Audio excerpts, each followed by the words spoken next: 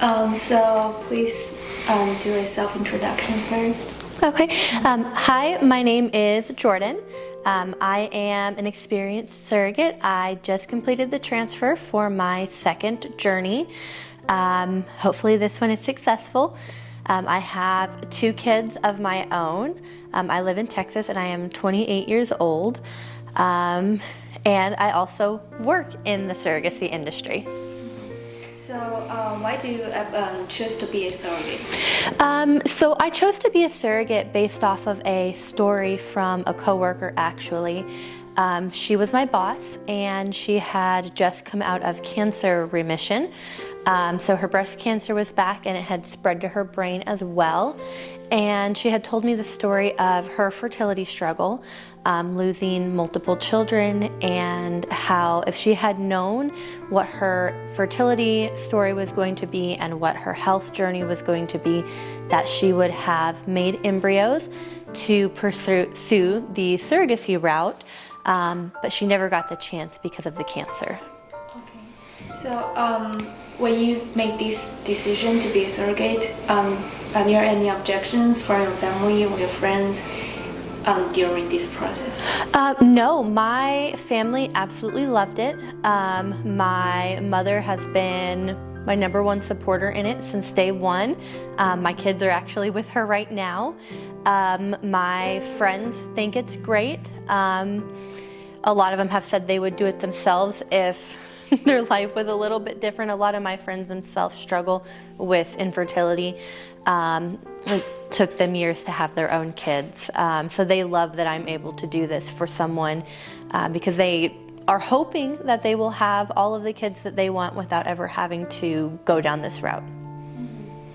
So are there any mental feelings that you were struggling or hesitating to be a surrogate?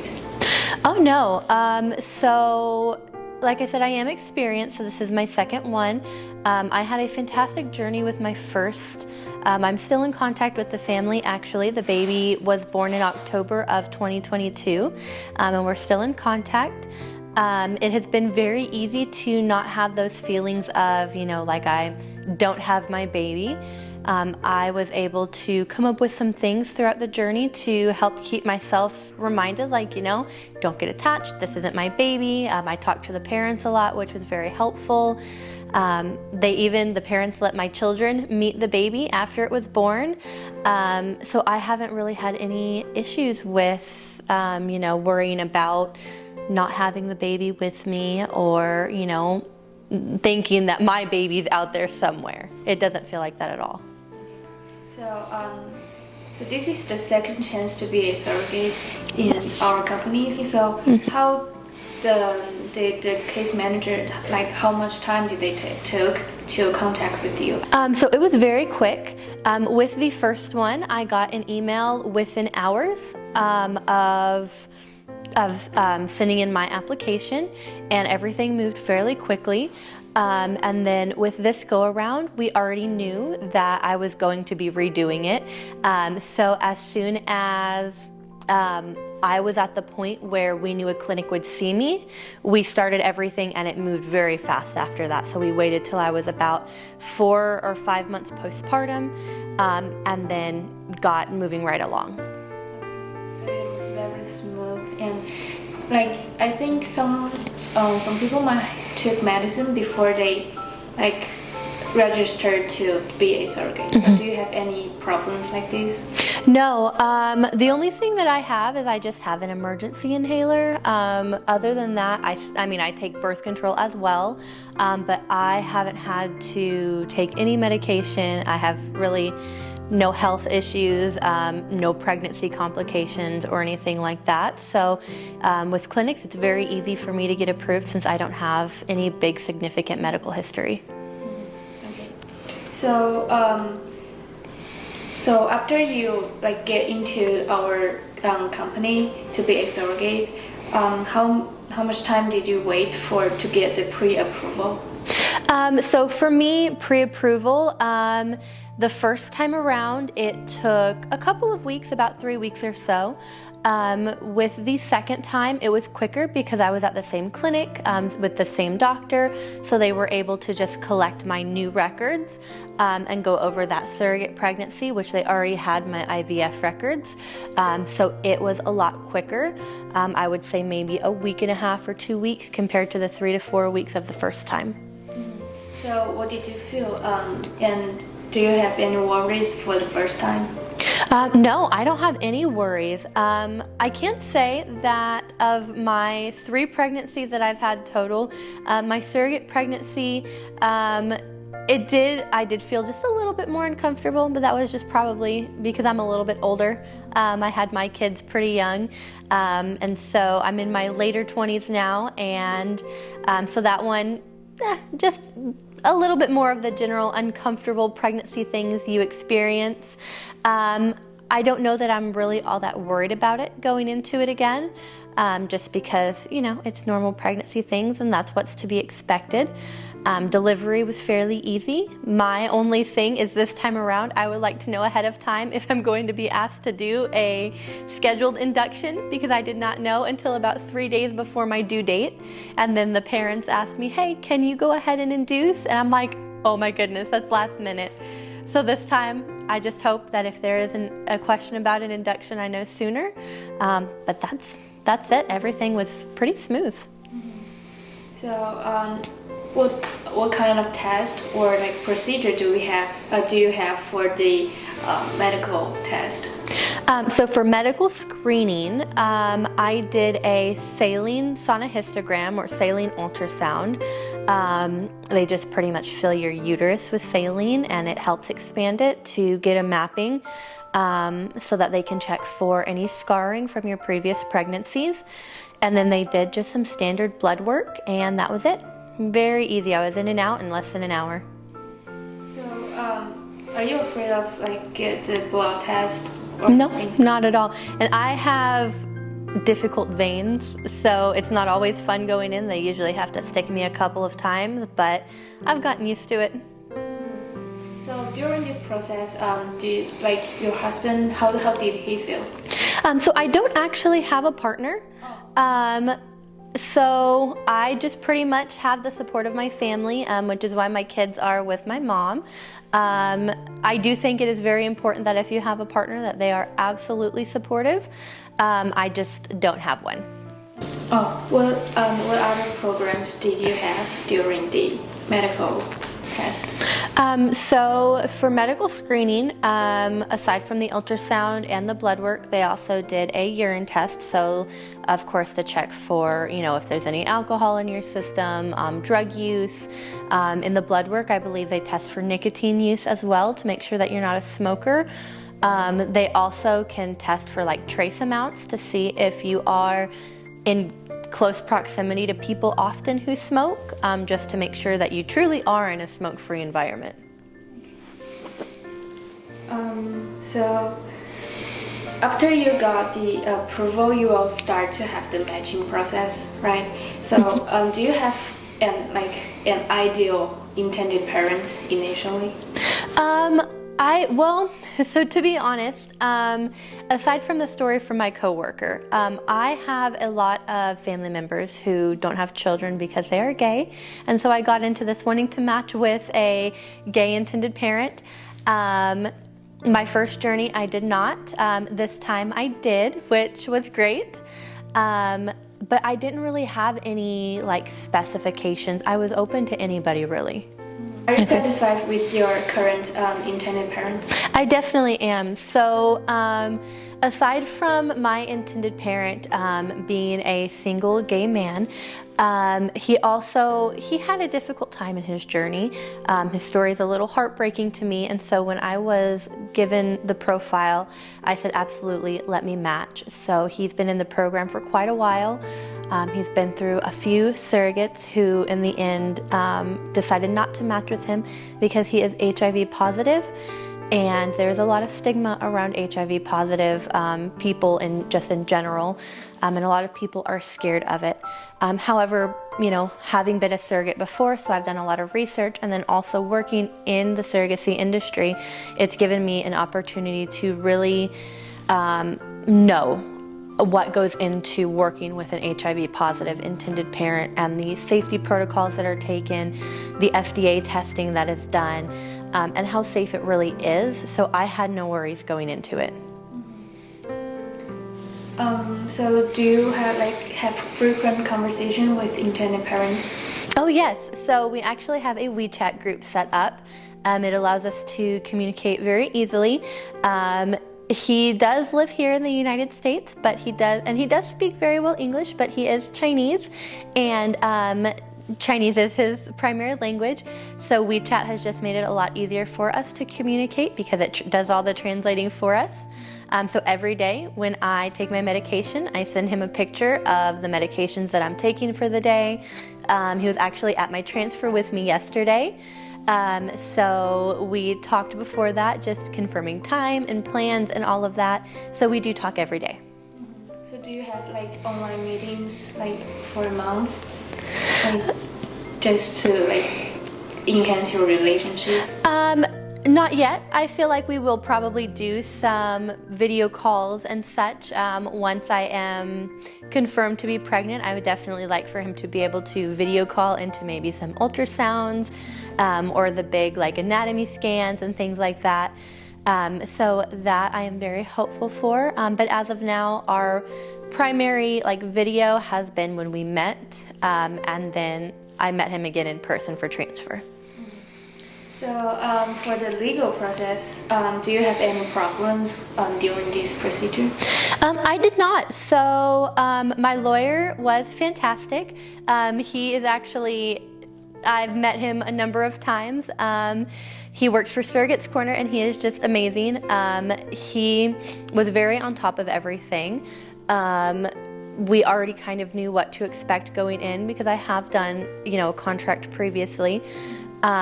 I do live in Texas, so my contracts are a little bit more difficult just because Texas is anti-abortion completely. So they do have to change the wording in the contracts. But we knew that going in, and James already had a contract prepared for that, and so everything was pretty seamless. It was very easy. So during this process, do you have any disagreements with the intended parents? Oh no, not at all. They have been fantastic. They have not had, we haven't had any issues. Everything between, with the agency and the clinics and the parents, it's all just been perfect. So during this process, do you afraid of not getting your money back, like reimbursement bonus and monthly allowance? Oh no, not at all. So I actually, my escrow is through Seed Trust Escrow. They are very on top of things. As soon as you're confirmed with a heartbeat, they set up your whole payment calendar, so everything goes out to you automatically. And then aside from that, I trust the agency with being able to get me my reimbursements and everything that isn't automatic. So now you just got the transfers, this process, and do you afraid of the injections because you have to do it? Well, I'm not going to say that I enjoy them. I definitely don't. And as you get further along, it gets more difficult. You kind of run out of space because you have to do it in a very small area. And you kind of run out of places that don't already have injection marks or mostly the progesterone bumps. When I start a cycle, my first injection is always a little nerve-wracking. I get nervous all over again like I haven't done it before. But now that I'm already at transfer, it's just in and out, super quick. 30 seconds, both injections are done and I'm on my way. So what do you have to do for the transfer, after you transfer? So after transfer, of course, it is very important to make sure that you continue your medications all the same as they have been before, unless, of course, the doctors tell you otherwise. They usually won't change anything until after you've done some blood work. But then it's also important that you take it easy, you get some rest. I typically, just because I followed a lot of old wives' tales and such with my first journey, I followed this one as well. So I personally believe in staying warm all the time. As soon as transfer's over, I eat a warm soup, I have a hot tea, and I snuggle up with my fuzzy socks on and stay as warm as possible. And then of course continuing the medication, getting a lot of rest. I personally don't like to stay on complete bed rest, so I will lay down for a little while and then get up and walk around probably 10 to 15 minutes or so, just light walking every like 1 to 2 hours. Not anything that gets your blood pressure up, because that's what you want to avoid, just to keep the blood flowing.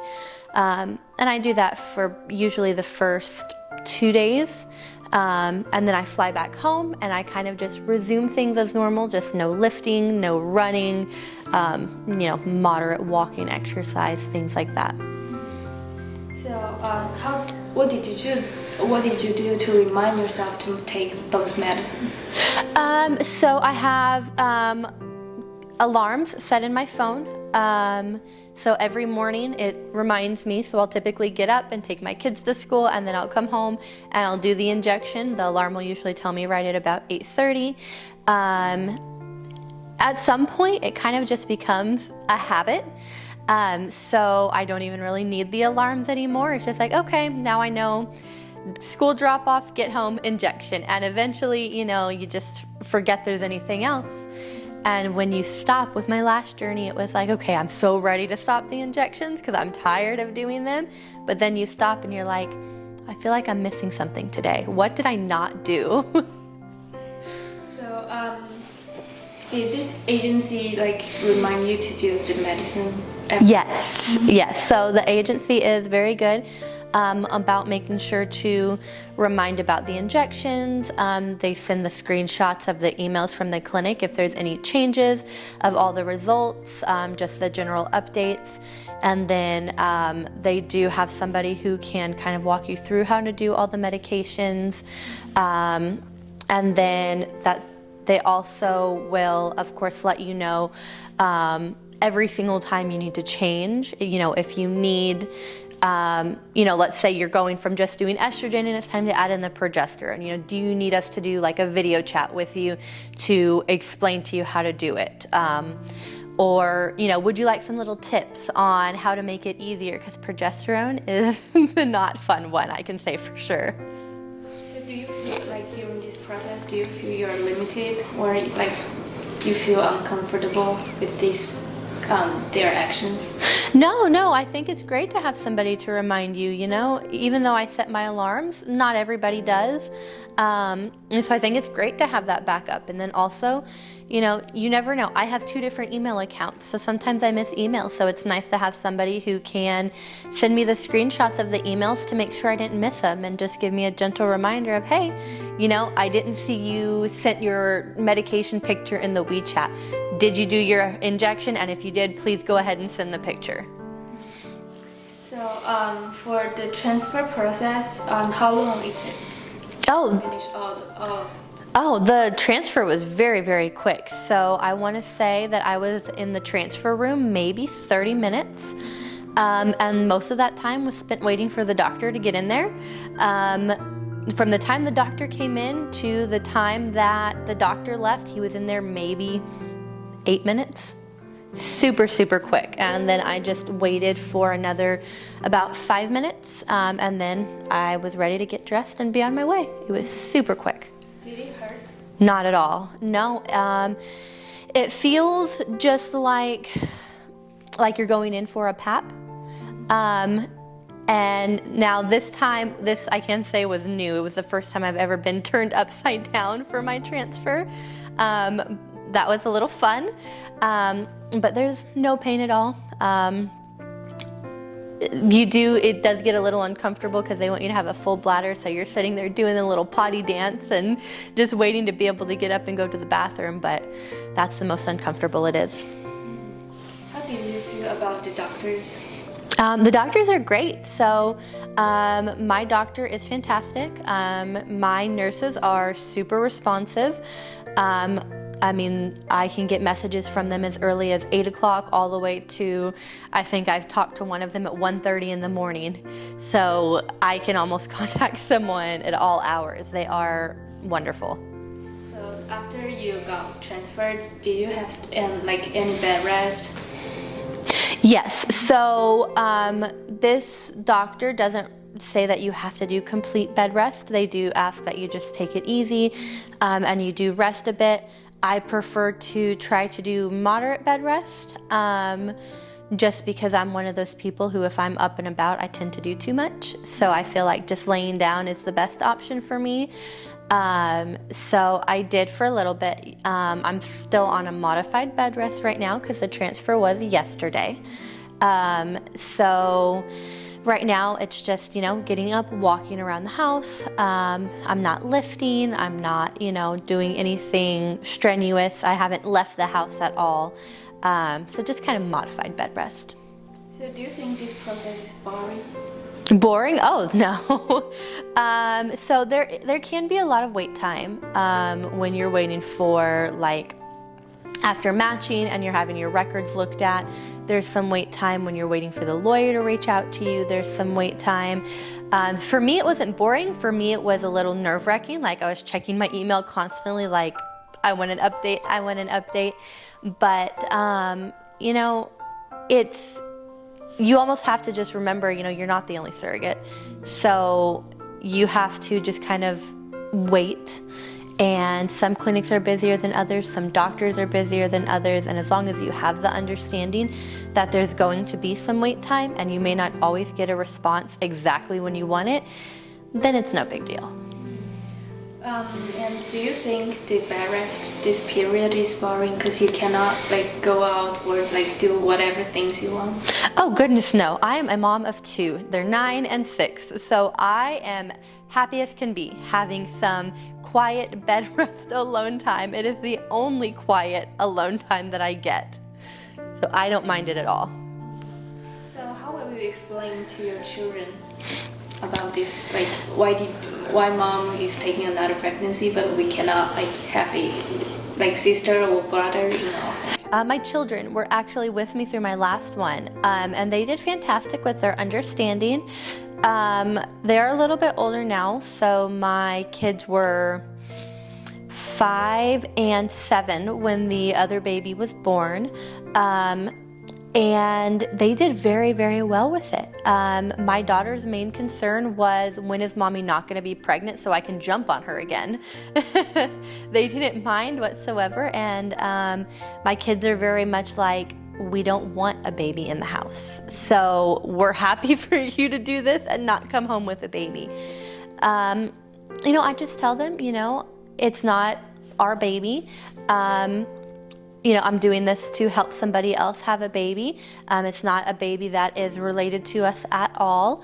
And they seem to understand it very easy and very quick. And we're all on board with it. My son goes to school telling his principal and his teachers, my mom's a surrogate. She has babies for other people. And then I get calls, what is he talking about? And I have to explain it so they understand. Like, oh, okay, that makes sense. We were a little worried about what he was talking about. But they got adjusted to the idea very, very quick. And they're happy to watch me do another one. My daughter loves going to the doctor. She says it's doctor day. So she loves going with me. So do you have any personal recommendations for other people who wants to be a surrogate? So recommendations. So I would say, just before you get started, make sure you do your research first. Know what you want going in.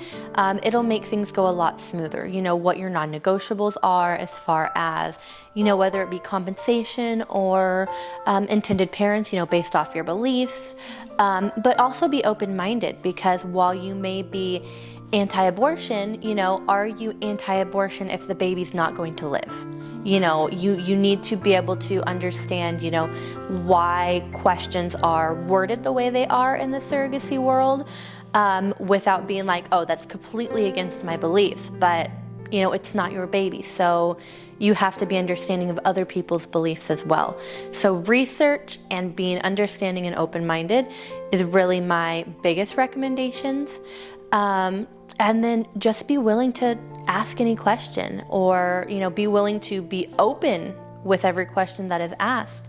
And really make sure that you work on forming a good relationship with the people in the agency that you work with, so that you feel comfortable asking anything, or admitting to anything, whether it be, that you're struggling during the pregnancy and you need some extra guidance, or, there's an uncomfortable medical situation going on that you don't really want to talk about, but you need some advice on.